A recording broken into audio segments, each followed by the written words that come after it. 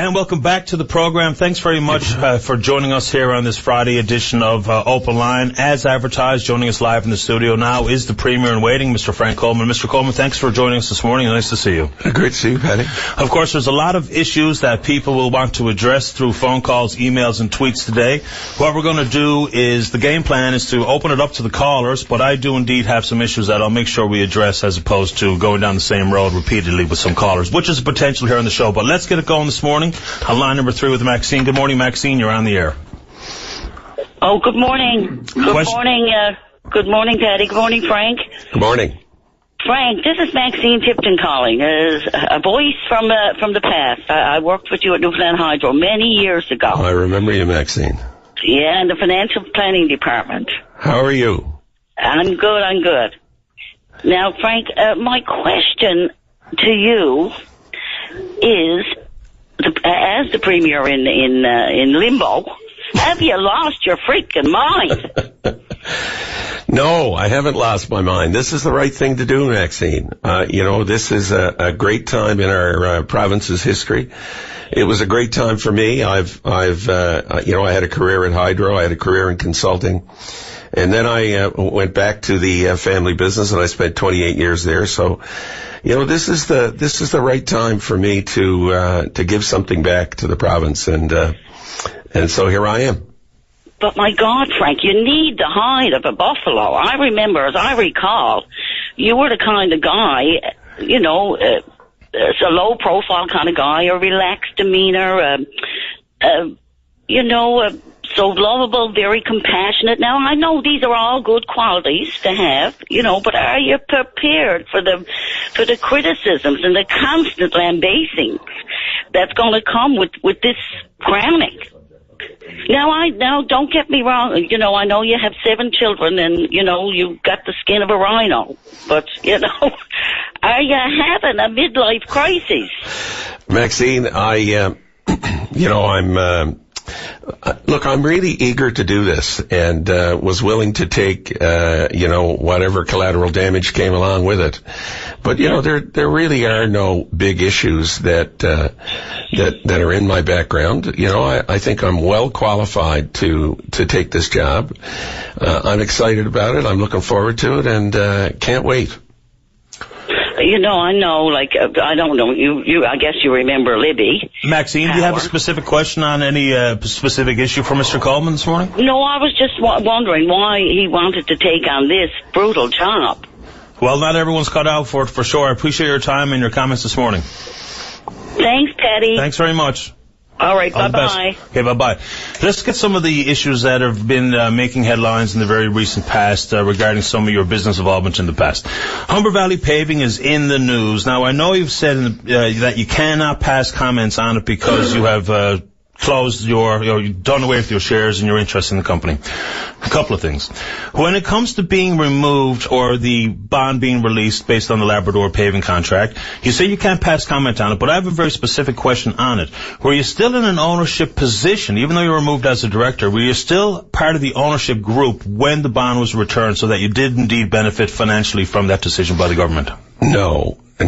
I resigned as president and CEO of Humber Valley Paving back in February 14th, I believe. Shortly thereafter, and it's a matter of public record, Paddy, and I've been on the record that this I resigned as a director and sold my shares. The thing I'm unable to do, and I appreciate, the issues raised, on these matters, but I am restricted from speaking about Humber Valley Paving as such. But let's talk about the bond. In general terms, what I can say about bonds is that in a case where, or a set of circumstances where there's a mutual agreement on a job that it be canceled, there's no further need for a bond. That doesn't mean any money transfers hands.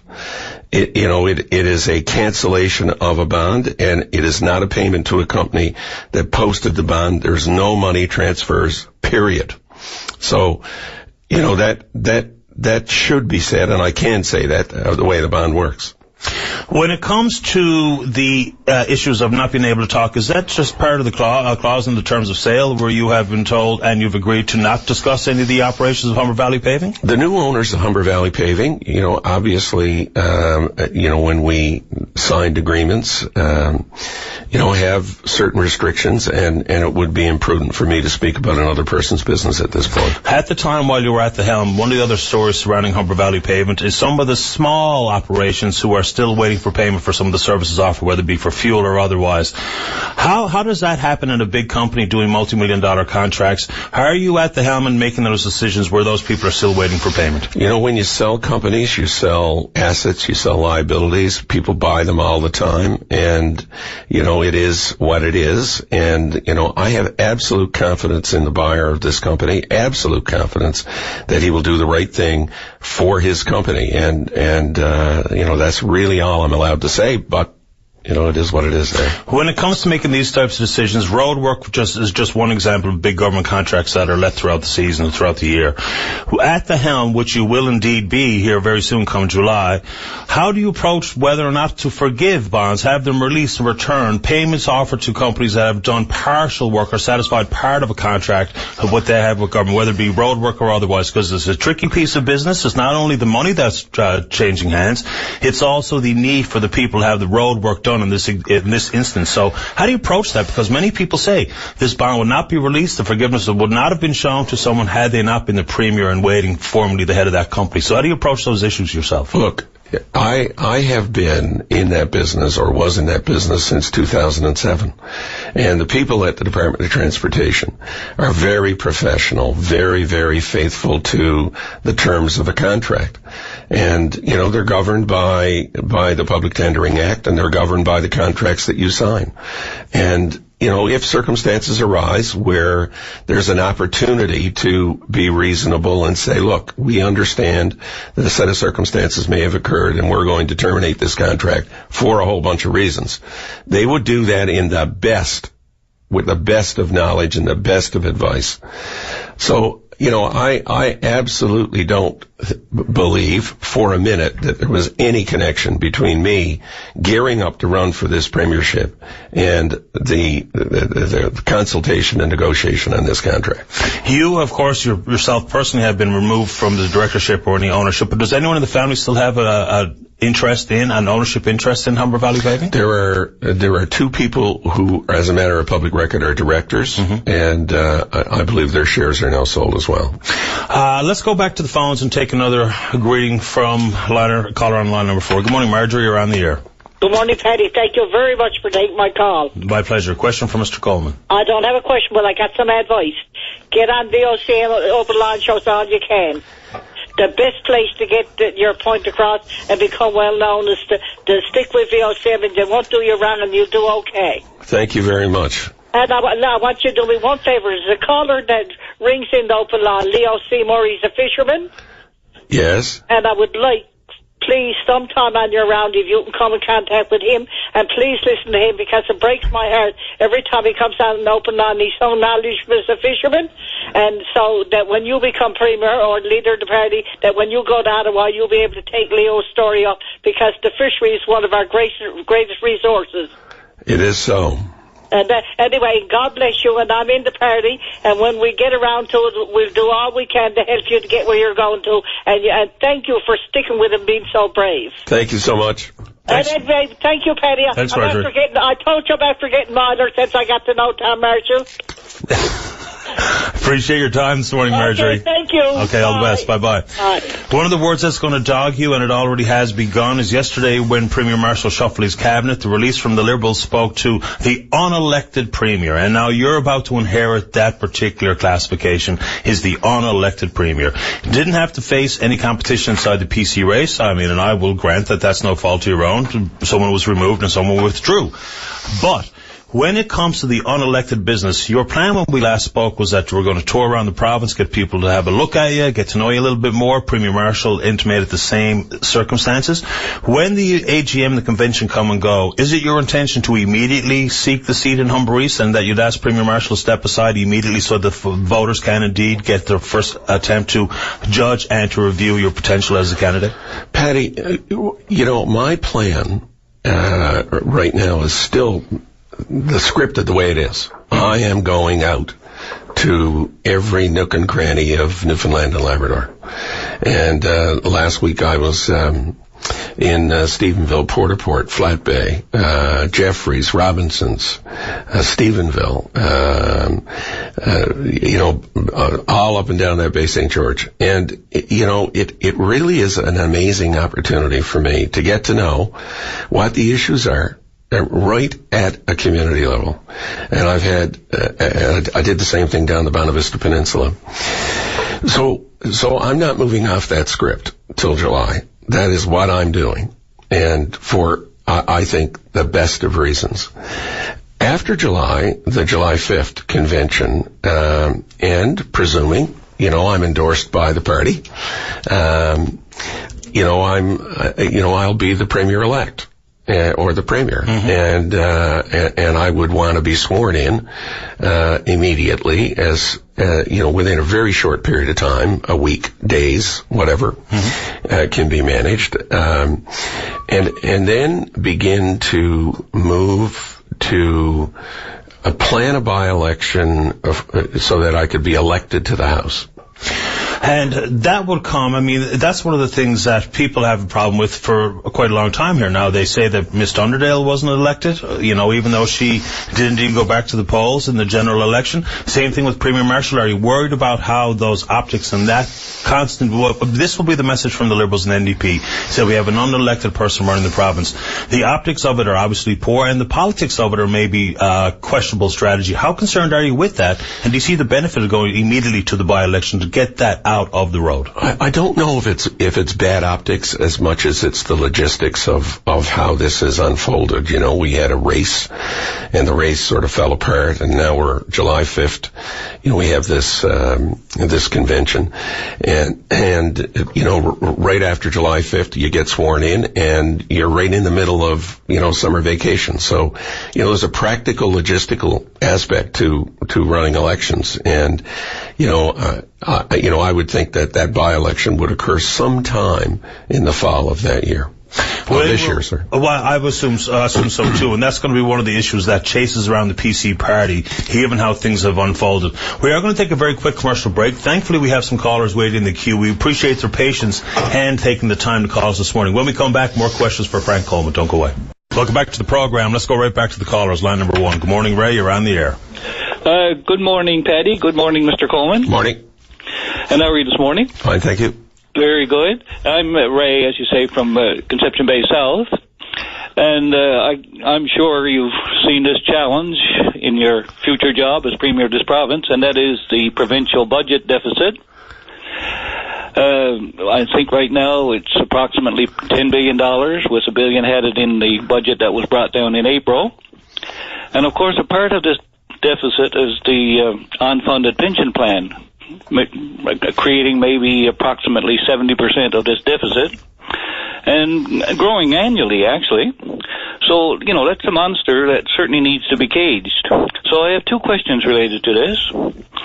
How and in what time frame do you see yourself addressing this problem, attempting to bring it under control, or probably completely eliminating it? And I think that might be impossible to eliminate it, but anyway, it certainly needs to be brought under control. And the second question, as I am a government employee, I have some concerns and would ask you if you are prepared to commit that there would be no reductions in the people that are presently drawing on retirement or pension benefits. So is the question no reduction in the benefits to people who are currently pensioners, or reduction in the number of people working in the government? Well, that could be a part of the solution to it, is what I'm saying. I'm asking how he's going to solve how he's going to work at the problem of the budget deficit. So that might be a part of how he's going to go about solving it. Thanks, Ray. Mr. Coleman. Ray, first of all, let me say at the beginning that the forecasted deficit for this year is in the $500 million range, and the actual expected deficit for last year was in the range of about $350. The debt is what I think you're talking about, and exactly. The debt is projected to be about $9.7 billion. About 75 or 72% of that number is the unfunded pension liability, which is comprised of two components. One are the benefits themselves, and the other are the health and associated benefits with retirees. Those issues are critical for the province, and the interest payments on that debt are staggering. And you know, the provincial PC party and governing party brought that debt down significantly by making big payments on that unfunded pension liability over the last number of years. And was the only party to do that, by the way. So it got down, but it's crept back up as a result of some deficits. The issue of time is critical, and we have to address this unfunded pension liability as soon as we can. And I've said that, since I started this leadership race. It isn't going to go away. And, if you continue to allow it to head down the path it's going, it is, as I said before, kicking a can down the road that has been done historically, but not solving that problem. Eliminating it is a staggering issue. I mean, it is a big piece of what we have. And, if I was to give one message today about how we're going to attack that debt, it would be that we need to grow this economy and to energize the economy beyond that which it is. Because if you don't, you have to cut and pare back services so significantly to pay that debt down. If you actually paid $300 million a year in that range, it would still take you 20, 25 years. So if you had surpluses, in the range of $300 to $400 million a year, it would take years and years to pay that debt down. So you have to do something significant. First of all, you got to reduce that obligation going forward. So you have to sit down with all the stakeholders, with the unions, with your consultants, with the people that are actually the people that make these decisions, and you need to come up with a reasonable expectation of how benefits are going forward. I do not advocate, and have not to this point, and I'm not couching that by saying I will later, but I have not to this point, nor will I, attempt to destroy the benefits that people have come to expect as a result of their deal with government in the past. But it is an enormous issue. I can't tell you about the time. I'll only tell you that if we put every dollar of a surplus on this for the next 25 years, and if that surplus was in the range of $300 million, it still would not get us there for years and years and years. So we have to do something significant, big. And, I haven't been in the negotiations that the government has been in with their advisors and with the unions. I don't know the temperature of those negotiations. I don't understand the detail that has gone on, in those discussions. But I can tell you it is absolutely, Ray, I agree with you, the most significant thing that we need to deal with. And I can tell you that, it is a big issue on one hand, but if we don't keep growing this economy and,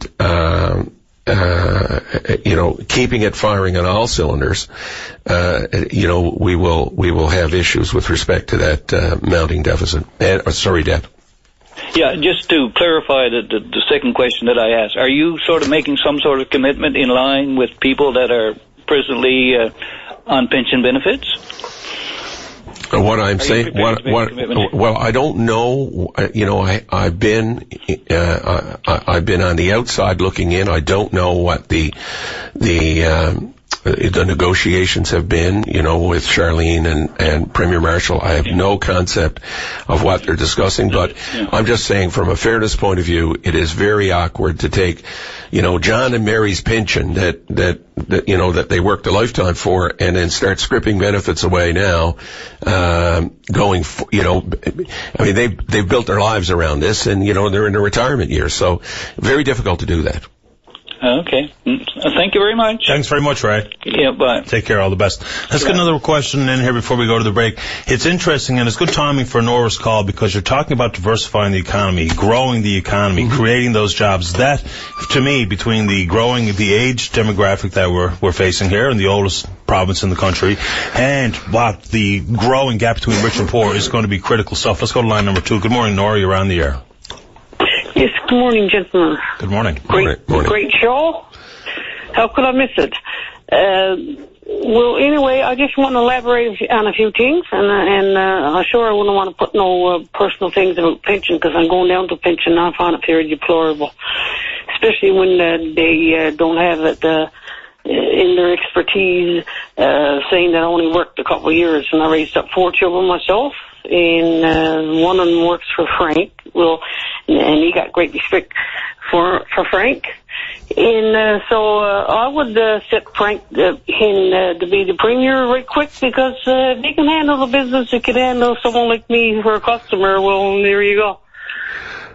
He handles quite a lot. Anybody can handle a big business, and he's doing great with that.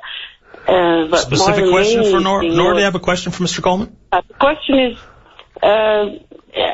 he going to make the place any different than the other premiers? Because it needs to be jobs for people, allow people to live and let them learn and grow and learn for themselves. But I love to see different cultures here, but there's war going on down in Africa all over, and Nora, I think they got claims to come. Yeah, and some of that stuff, of course, some of the immigration laws and costs and things are federal issues, but your questions about job creation are much appreciated. Thanks for calling this morning. We'll put the question to Mr. Coleman. Thank you. Thank you. When it comes to diversifying the economy, here's the tricky one here. We've hung our hat on this newly found HAB status, but that's only really a reference to the equalization formula. I mean, it really doesn't necessarily represent the reality of life for many people in this province. The growing gap between the rich and poor is very real. The rift between the townies and the Bayman and the island and Labrador is very, very real. Not everybody's enjoying the prosperity that's come from oil. I hear people offer it as a political platitude all the time about diversifying the economy, attention to rural Newfoundland. Can you give me some examples of exactly how you do create jobs outside of the Northeast Avalon and what that entails? Because up until now, we have the hope of sharing the wealth of oil and natural resources revenue, but that hasn't ended up in people's pocket. That's hospitals and schools and roads and otherwise. So how do you diversify that economy outside the overpass? Well, first of all, Paddy, just let me say this, because you opened up with a comment about, the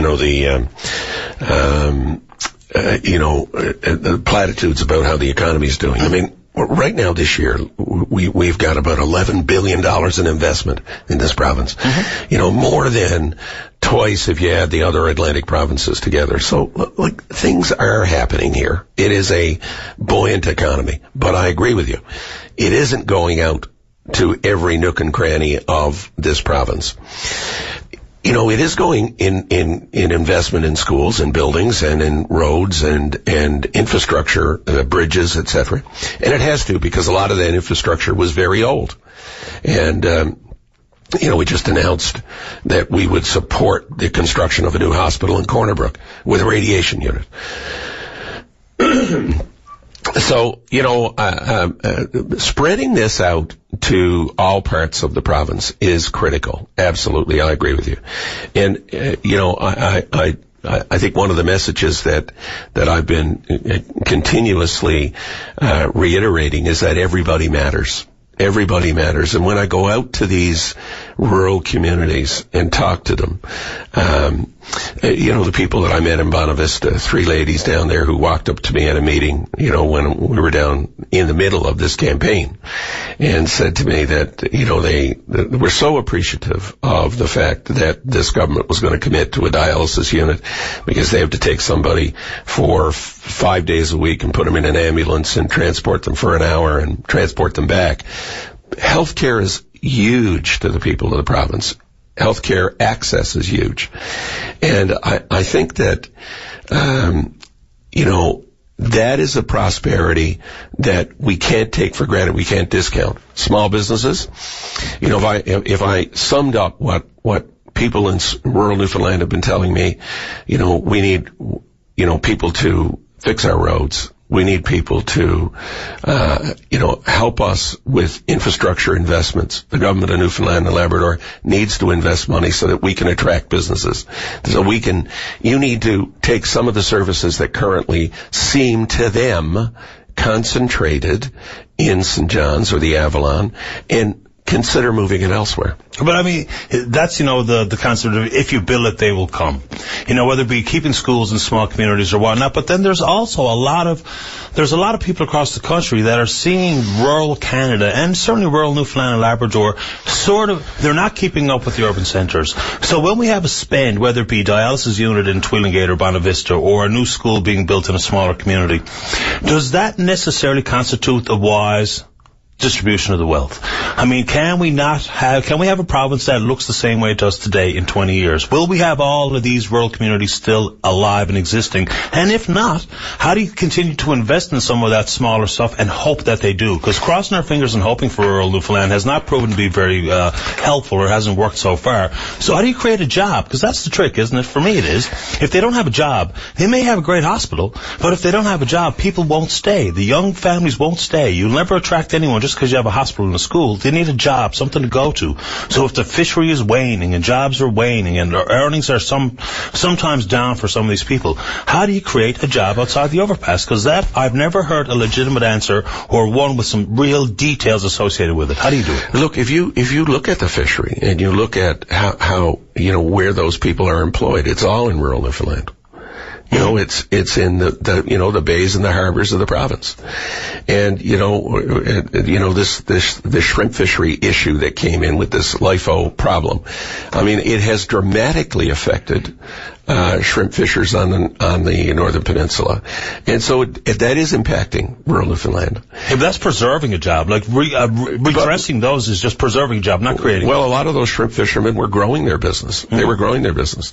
But if you actually went out to Jeffrey's and talked to the people, look, for years when I was a boy, I used to go out to Robinson's and visit the farmers because we were in the food business.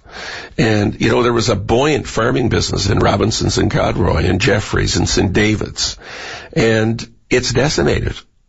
And, I met with the farmers last week. And we focused on the big things for the right reasons, which is oil and gas and mining, but we can't forget about the fishery and the agriculture sector either. And, we have more arable land in this province than PEI does. We have an opportunity to continue to focus on sectors that will rejuvenate rural Newfoundland. You take Zita Cobb and what she's done. It required government investment and a willing millionaire. I mean, and that's not available in many communities, is it? So do you even envision, without the specifics of job creation, can you see in 20 years rural Newfoundland being the same as it is today? I hope it is. Many people have thought that there's a lot of moves afoot that have hurt the inshore fishery fleet and that potentially the out-migration from rural Newfoundland to the regional, bigger urban centres is inevitable. Do you see it that way as well? Look, when you talk to the people in rural Newfoundland, they love where they live. And they love, the lifestyle it affords them. And they do have jobs. I mean, you visit the fish plants and you visit their enterprises, the Swires family down in Bonavista. I mean, these families are making a substantial living in rural Newfoundland, and there's no reason they can't keep doing that. And I think rural Newfoundland is vital to our identity as a province. And so, having a philosophy that everybody counts, not just the people on the Avalon or not just the people in Corner Brook, but everybody counts. Everybody in rural Newfoundland. We're a very unique people. We're spread out over, a massive land resource, and, bringing those people and making them feel that they count is critical. When you look at rural Newfoundland, many people, and you just said that, the fishery, we always go back and harken back to the fishery and the great wealth that it created for people of the province, especially those directly involved in that industry. But the fishery's in trouble here. I mean, it just is. Whether we have export exemptions offered on certain species and then consequently the loss of jobs in some of those plants, whether it be some of the rules and the constant squabble with Ottawa, we have a problem in the fishery. Is it a government issue to prop up the fishery, or is there a distinct way to dismantle how we do business, whether it be wrestling away some control from Ottawa, or for me, number one that I talk about all the time is how can we possibly open the market to the fishery so we can create more wealth from the raw material? Why would we accept $1 for a pound of cod when someone might be willing to give you $3.50? We've done it as a way to keep small processors in business, but if a business model has to trump culture and heritage attachments, doesn't it, sir? So what do we do about opening those markets for the fishery? Well, I think this new agreement with Europe is critical. I think there's a $400 million fund to help market products. I think the fishery is, I don't think it's on the verge of a collapse, Paddy. I don't think it's on the verge of a collapse, but things are certainly, it's piling up, policies are piling up, making it harder for the inshore guy, the under 65 footer. So let's deal with some of the specifics. And the $400 million, I'm glad you brought it up. It was brought in because now the new CETA arrangement means people are worried about our competitive nature of our processing sector and whether or not we're going to lose all of that raw material processing to Europe in particular here. What do you do with the $400 million? Is it only for marketing? And if so, does that not mean that we should open the market to get the biggest dollar we can per pound of any species we take out of our water, regardless of where it's processed? The CETA development, or the CETA agreement, I think speaks to R&D and some market research, it speaks to consultations with the industry and all the stakeholders. And I'm not going to speak to that right now because I'm not sure where those discussions are. But I will say to you that, if you have an industry that's worth $1.1 billion, aquaculture is a big piece of it, and was the piece that actually grew that value this year because the landed values or the value of the catch fishery was down a little bit this year because of stock values. But the fishery is critical. It's critical to growing rural Newfoundland. And, I'm sure there's better minds than mine that have cast their mind to this CETA, agreement right now. And I am certainly more familiar with it than I am. Yeah, and I don't even know if we understand the full text of CETA. No, I don't think it's actually fully finished yet in terms of what the agreement speaks to. I know there's a bunch of consultations on the go right now. As a business person, do you think that my concept of opening the market is a good starting point, considering we can't have full control of quota allotment and whatnot, and the reliance on the federal science from TFO and what have you? But as a person who's been in business, do you see the merit in actually saying there is no restriction now to the harvester where they can sell and to who and for how much? That the open market should decide how much a pound of cod is worth, not what we decide in our own closed ranks of small and large processors in the island. Would you open up the market so that if I caught 1,000 pounds of cod, and if I could get $5 per pound, I'd get it, as opposed to the paltry offerings that we've suffered here in the province? There's a lot of history behind why things have evolved the way they are, and I don't want to proclaim that you open markets. I mean, unless you really sit down with all the stakeholders. When it comes to the fishery, another issue that is brought forward, we have glaring examples, shining examples of how it's worked for many, and that's the introduction or the implementation of a cooperative.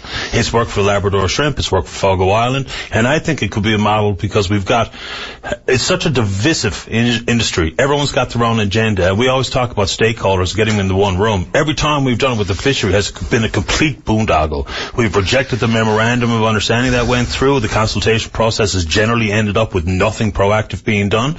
So when it comes to the model of a cooperative, do you see that as a viable way for coastal communities to endure? Because without, everybody, the sharing of prosperity, the distribution of wealth, we have very little opportunity there. What do you think the concept of co-ops for the fishery? Well, cooperatives are, a historical development that bring great value to peoples of all societies. I mean, there's, cooperatives in the grocery business, and there's cooperatives in the fishery, and so, I'm not opposed to cooperatives.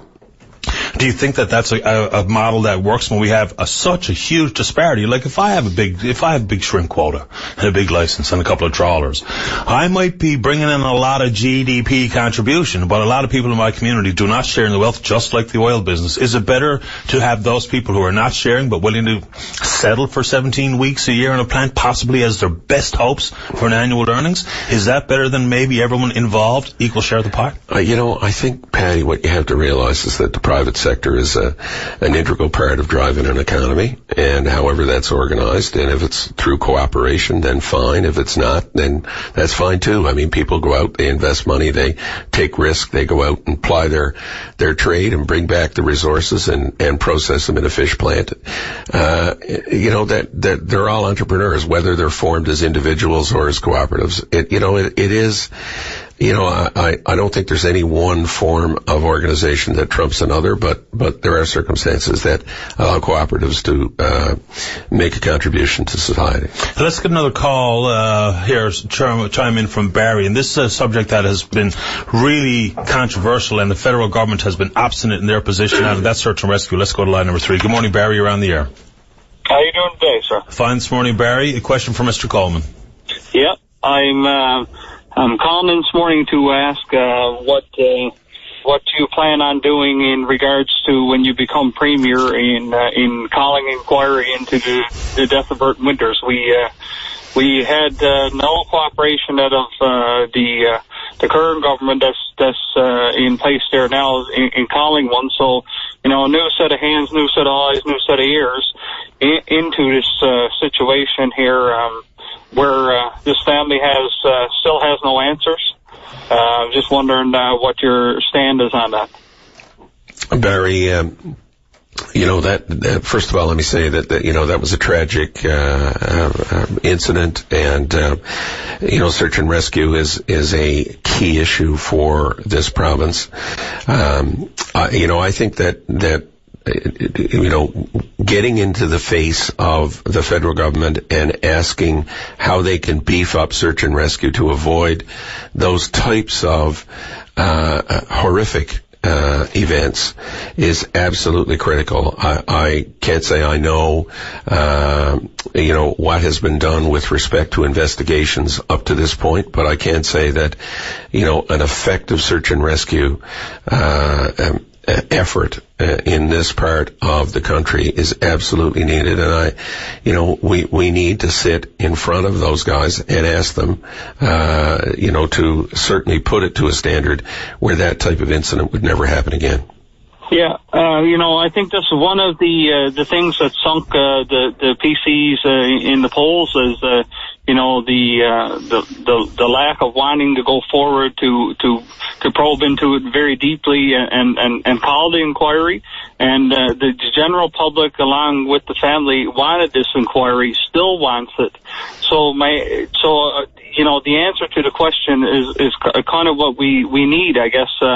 What's your stand on it? Are you planning on calling an inquiry if you become the next premier? Well, when you do. Barry, what I am prepared to do is to look at this and understand certainly all the layers of concern that existed and what has been done. I don't know what type of investigation has been done to this point. I absolutely care about what did happen. I care for that family. I understand that it is a horrific thing. I will certainly pledge this for you, that I will do everything in my power to ensure that search and rescue is at a standard that helps to prevent that sort of incident from ever occurring again. I mean, I think we, understanding what happened is absolutely critical. I agree with you. And certainly resolving it is the other part of that, so it never happens again. And I think that, an inquiry into something like this can prevent those things from happening, and that's probably why, the public out there, along with the family, wants this to happen so that it doesn't happen to anyone else. And I think the first step forward would be as Premier is sitting down with this family and discussing that, just starting to discuss at least, approaching this family where they didn't have that opportunity before, where that escaped them before. I would be delighted to sit with the family when I become Premier. Yeah, that sounds good. I mean, I'm not pushing out there for the family, but I think this is something that had the ball had dropped back then, and it still needs to be looked into. Yeah, there was interesting turns of events inside that too, as I'm sure you acknowledged. The introduction of Mr. Peddle and all of that made an interesting situation for Premier Dunderdale of the day. So I appreciate your comments this morning, Barry. Yeah, I think it was pretty small on the Premier of the day to insinuate that stuff was happening when it wasn't. Barry, as always, appreciate your call. Okay, thanks. Thanks, buddy. All the best. We're going to take a very quick break. When we come back, more questions for Frank Coleman. Don't go away. Welcome back to the program. Let's go right to line number 5. Good morning, George. You're on the air. Hi, George. Good morning. How are you? Fine, sir. How about you? Oh, not too bad. I had a question for Mr. Coleman pertaining to the dental program. I was wondering if he would change it if he was when he becomes Premier, in light of the fact that there are people on this island who are dying from septic poisons that are in relation to it. I know that I had a filling that came out on me. I was left like it for a 9-month period and fed antibiotics a total of around 20 times. And I had no red blood cells left because of it. And when they took the tooth out, I turned septic. I had no red blood cells. So, George, so what's the specific question? Well, I wanted to know how he would fix this problem, because right now many people on this island don't have a dental plan, and they don't have the big money to pay out for dental treatments. And when they're left that way for long periods, they end up turning septic, and quite often that causes them to die. I know I met other families here on the island besides George, what happened to me. So is the question to include or to reinstate what was the initial offering so far as dental coverage goes on behalf of the province, or inclusion of dental and MCP? It's just a specific question we can have. Well, I'm wondering if it should be included into the whole healthcare system, or at least they did bring that in, Paddy, at one point for a short period.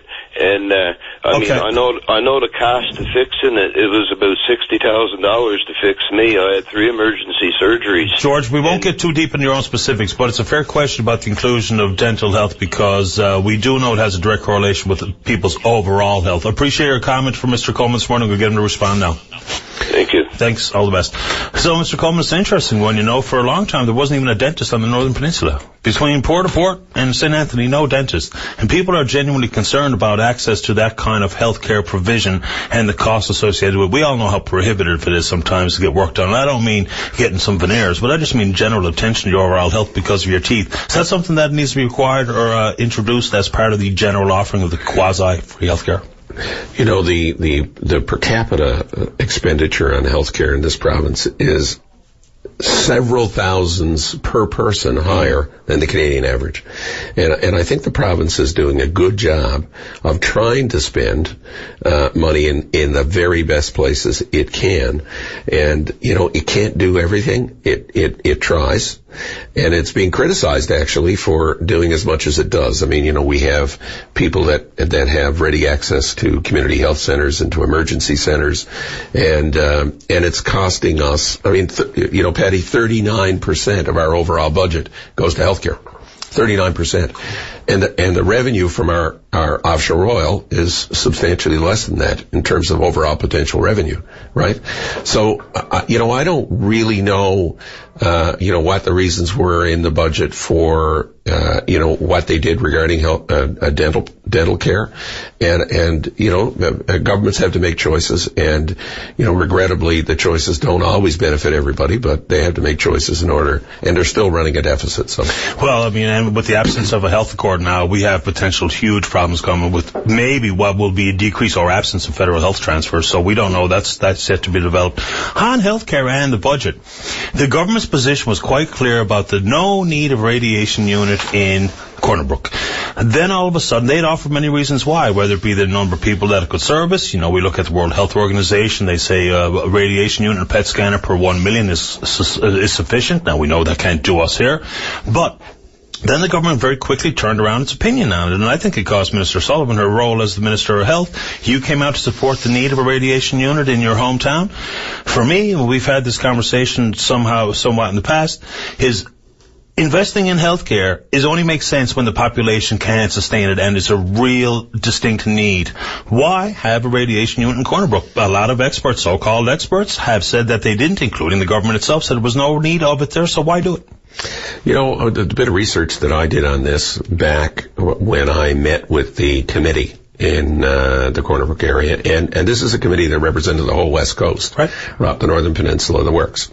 And, you know, we met with them, and a very, very knowledgeable group of people had done research around the country about radiation models that might fit the west coast of the province. Here's the big issue. The big issue is you have a number of people that require radiation services.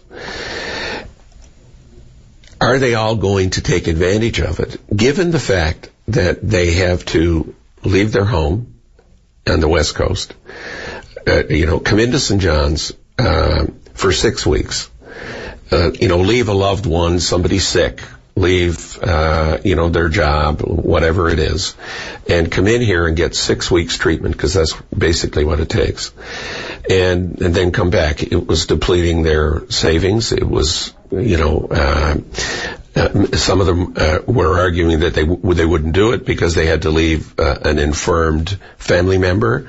And so it became a question for many of these people about whether they had access to medical services, truthfully to medical services that allowed them to get better.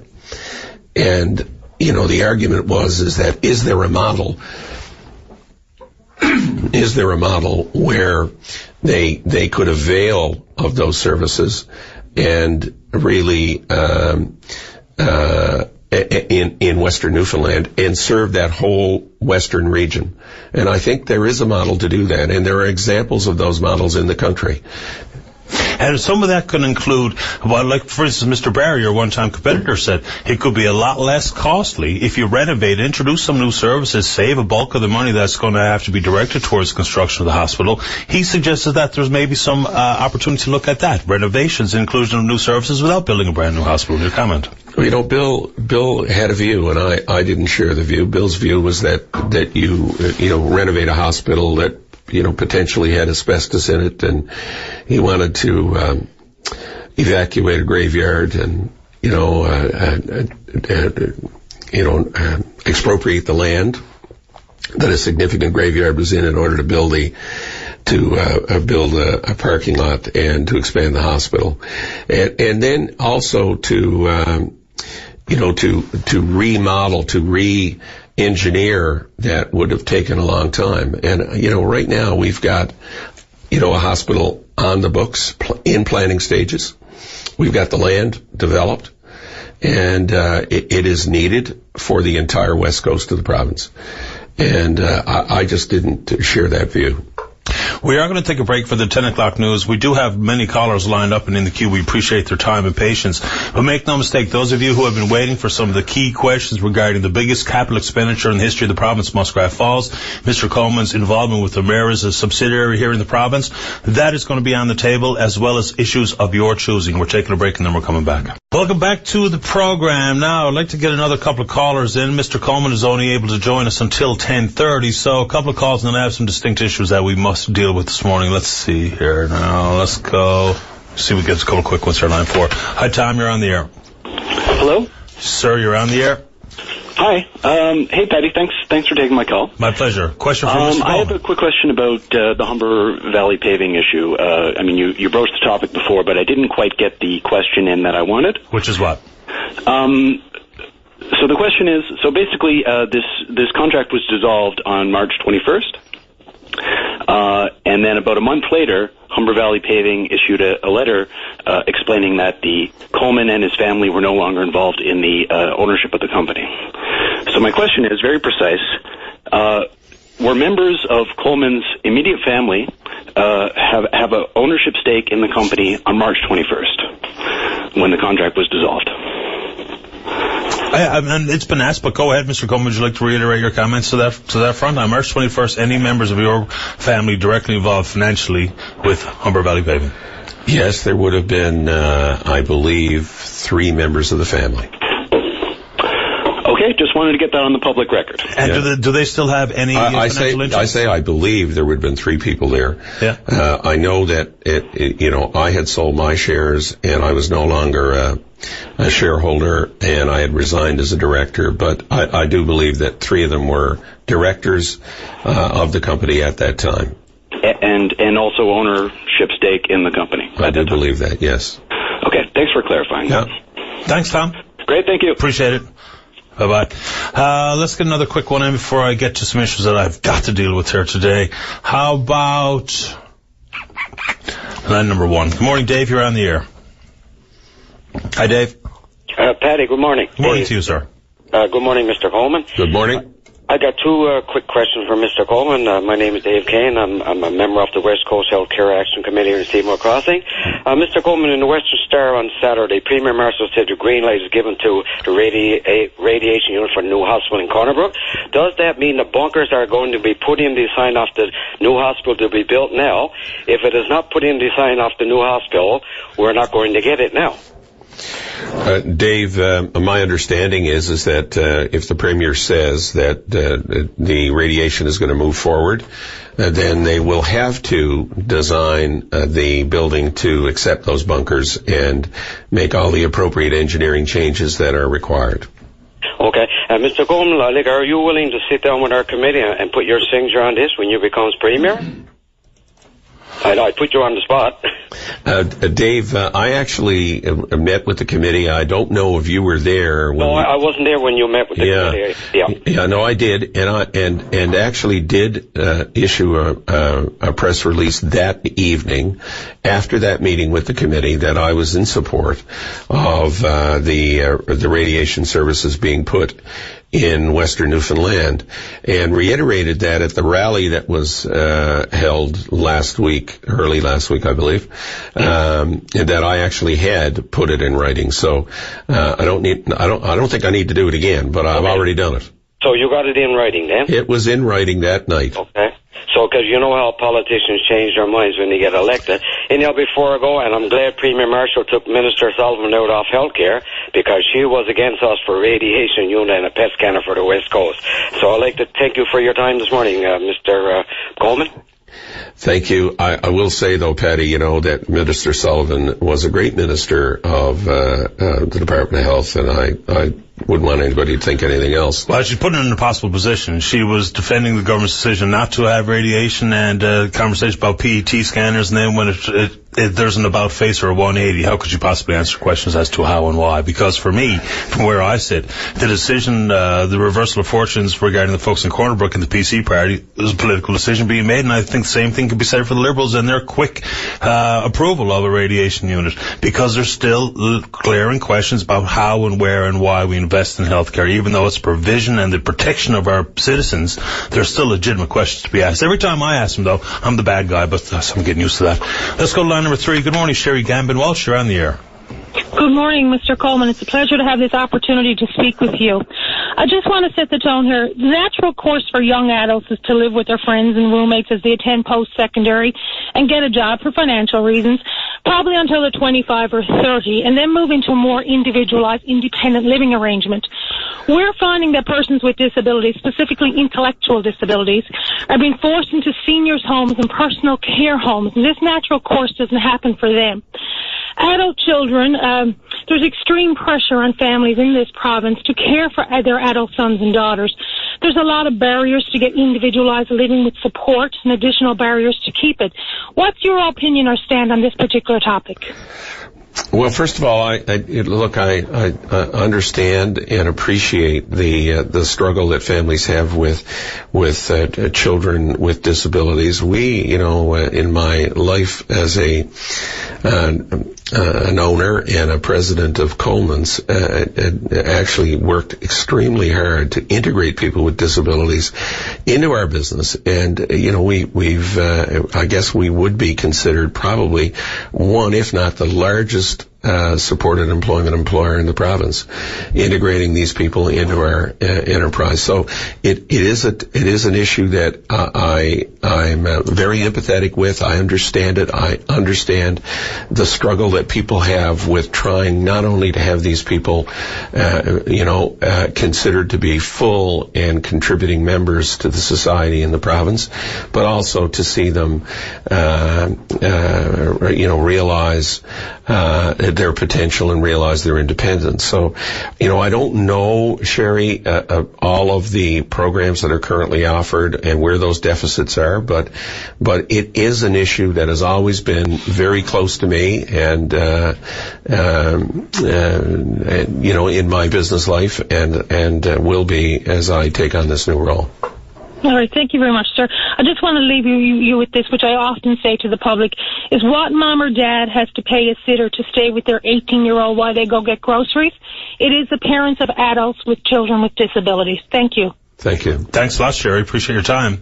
You're welcome, Paddy. Sherry Gamma-Walsh has been a great advocate for many people who are in dire need of more additional help and services. Let's get into a couple of things that people are really expecting to happen on the program today, and I think they're critical. Muskrat Falls will not only represent the biggest investment of the province's history, but also has a lot of controversy associated with it. Whether it be we needed the power in the first place, whether or not the right idea was to develop a dam on the Churchill River as opposed to gas or wind or complement of all sorts. Your involvement, though, is interesting on this front, sir, because you had a directorship position with the mayor subsidiary here in the province. Many people view the deal, regardless of if they like or dislike hydro, is that Emera does indeed have a pretty good deal going here representing their needs in Nova Scotia. We'll foot the bill, we'll foot a lot of the overruns even for their commitment. So Emera's involvement here, what active role did you play with Emera in how they did business with the provincial government and the deal they struck so far as Muskrat Falls goes? Paddy, let me give you full disclosure here now, because, when I came out of university back in 1976, with I did a master's in economics, and I went to work at Newfoundland Hydro. And so I was there for 7 years as well. And I got to know that industry before I moved off into consulting and then subsequently moved on back to the family business. My involvement with Emera was as a director. And it was not with Emera, the holding company, the large company that represents all their diverse interests, but Emera Newfoundland and Labrador, Emera NL. There are three, I guess, let me think now, two other Newfoundlanders and Labradorians on that board. I would have made the third.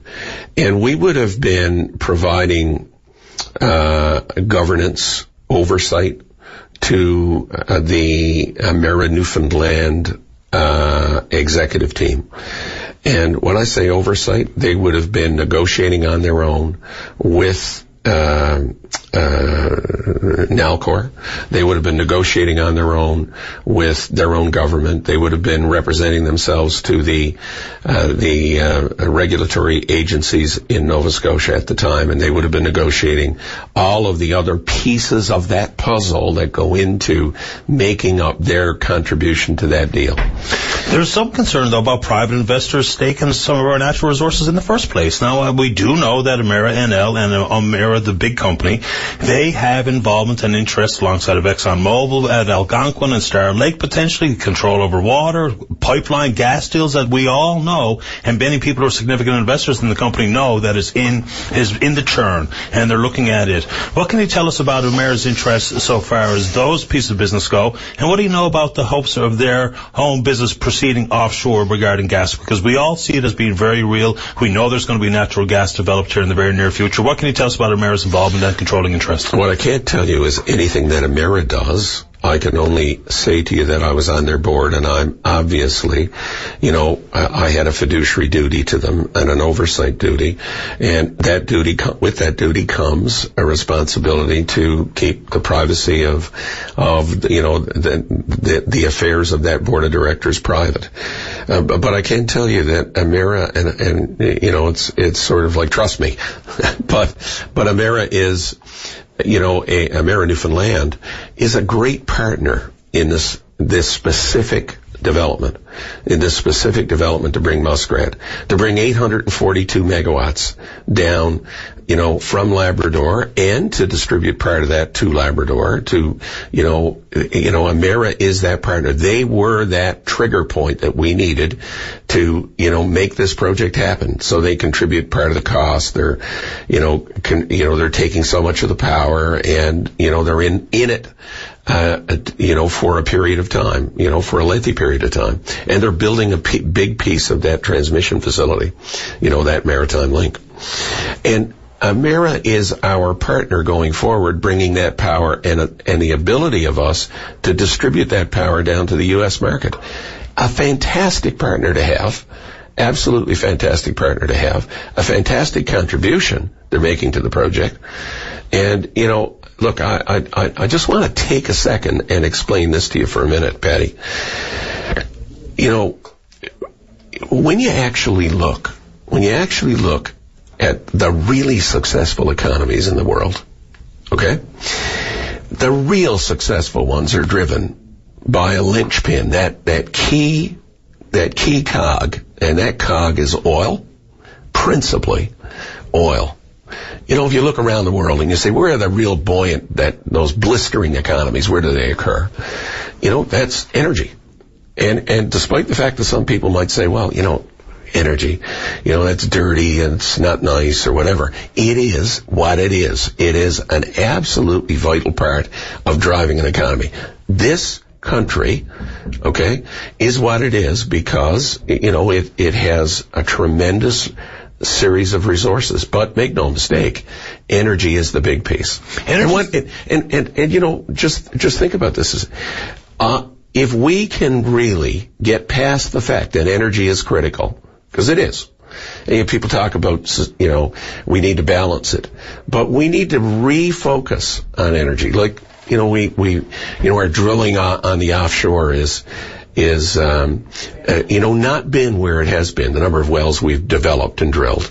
And we need to drill more. We need to get in there and re-energize that sector because it is a pivot point. It is what is going to drive this economy. And it is going to help us pay for education, healthcare, and the other things. If we can't keep that growth going, then we can't keep the spending going on the social programs. Yeah, now but there's the tough and the double-edged sword that comes with energy development. It's good for the provincial treasury, not necessarily good for every citizen of the province, and especially when it comes to Muskrat Falls, the burden of repaying this enormous loan that we've had to undertake, albeit with involvement with Emera and involvement of the federal co-signing agreements and what have you, the loan guarantee. Do you have an issue with private sector ownership of some transmission and stuff? I know we have Fortis, who's a great Newfoundland and Labrador company, and they have a stake in the distribution of power, but Emera's interest in this has extended beyond a link and the construction of a link going to Nova Scotia, our first opportunity to not be isolated as an island. But don't you have any problem with, because I know you have fiduciary duties and responsibilities in the past to Emera, but now as the Premier, your responsibility is to the people of the province. Do you have any problem with private ownership, who is not even a Newfoundland-based company, coming in here and having some of those interests that they do? Well, I think if you look at the contract with Emera Newfoundland, and when those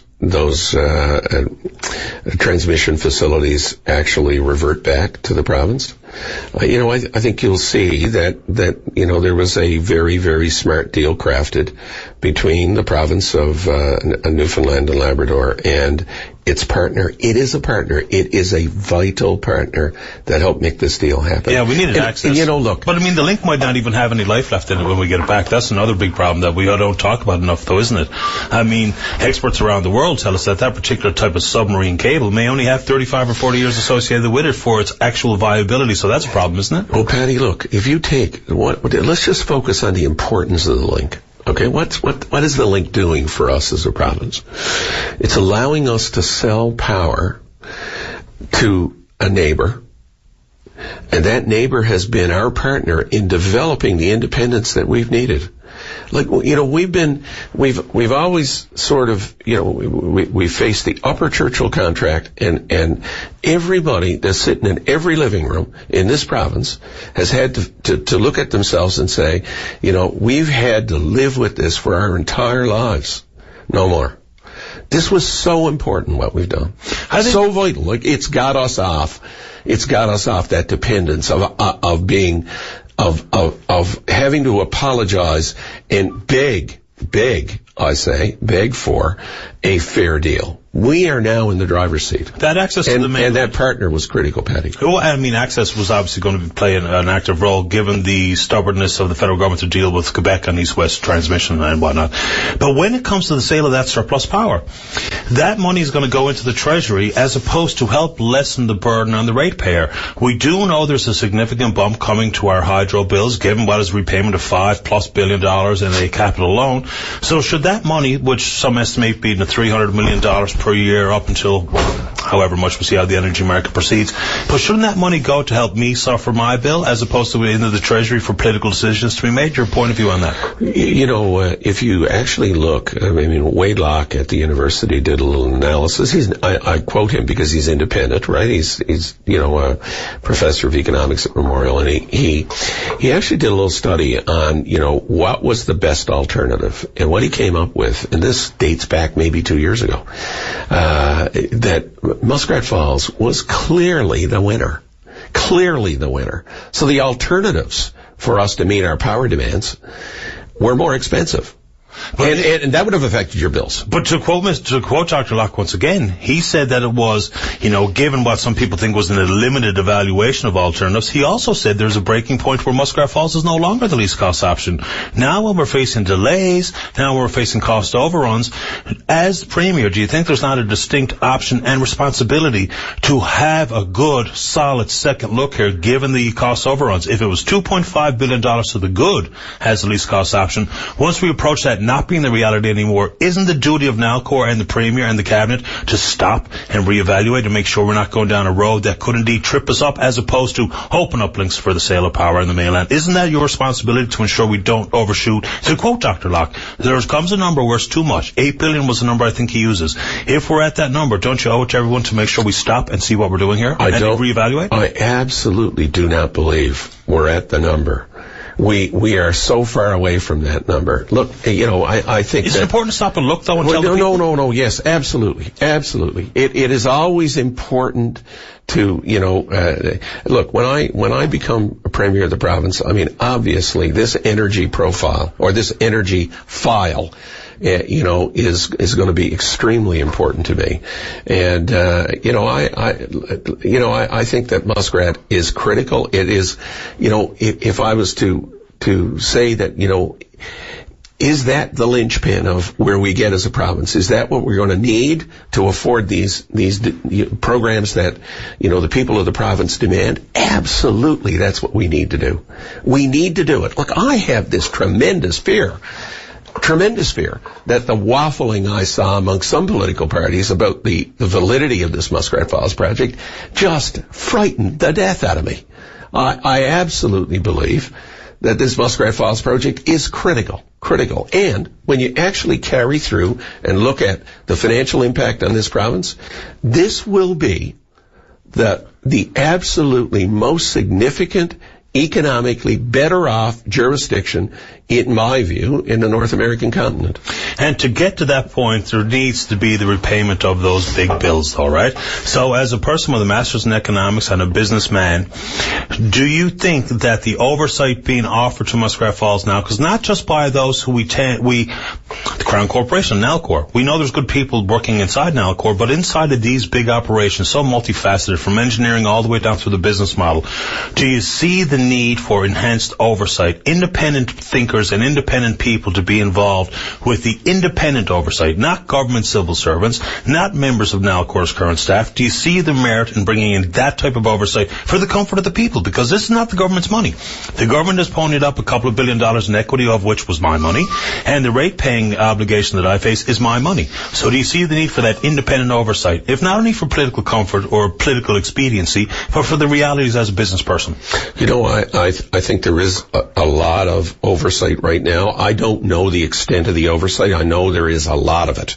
And, I think that we have an amazing opportunity here to develop this resource. And I get the fact that the people of the province do not want to see errors made. They came from a background of those errors, and they've suffered through them. And so, yes, I will do whatever is in my power once I become the Premier of the province to make sure, personally, that we do not see, this project get away from us. I think it's absolutely so critical to us. We have a big audience in Labrador. I want to get this touched before. I know you have a place to go, and I do want to allow you to keep your schedule. Conception Bay South. This is about everybody. And when I started this journey, Labrador was big on my list. Huge on my list. I care about Labrador. I care about, making them feel that they are, an integral part of the province.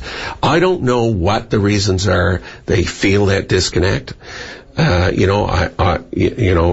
It's part of my plan to go up there and to move around and to talk to people. And I did, in the course of, conducting my enterprises in Labrador.